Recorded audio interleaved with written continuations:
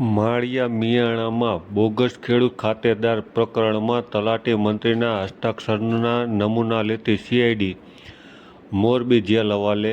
તલાટી કમ મંત્રી મોરબી જિલ્લાના માળિયા મિયાણા તાલુકાના સરવડ ગામના રહેવાસી મહેશ પ્રભાશંકર રાવલ કે જેઓને બીમારી સબબ થોડા સમય પહેલાં અવસાન થયું છે, તેમણે પોતાના 3 સંતાનો ઉપરાંત જે મહિલા તેની દીકરી ન હતી તે મહિલાને બોગસ સોગંદનામું કરી તેના આધારે મેળવેલ વારસાઈ આંબામાં દીકરી તરીકે દર્શાવી અને તેના આધારે તેઓએ ખેતીની જમીનમાં તે મહિલા વારસદાર બનાવવામાં આવી હતી.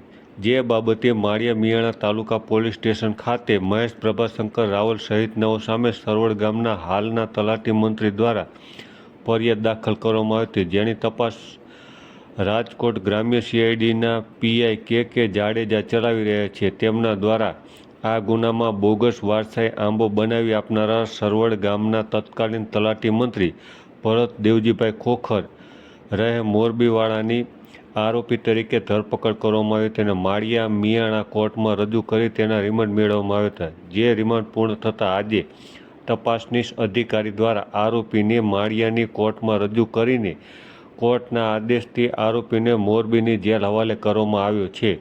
વધુમાં તપાસનીશ અધિકારી પાસેથી મળી રહેલ માહિતી મુજબ આરોપી તલાટી મંત્રી દ્વારા બોગસ વારસાઈ આંબો બનાવી આપવામાં આવેલ છે, જેથી હાલમાં ખાખરાળા ગામે તલાટી મંત્રી તરીકે ફરજ બજાવી હતી ત્યાંથી તેના હસ્તાક્ષરના નમૂના લેવામાં આવેલ છે અને તેને એફએસએલમાં મોકલવાની માટેની કાર્યવાહી શરૂ કરવામાં આવી છે.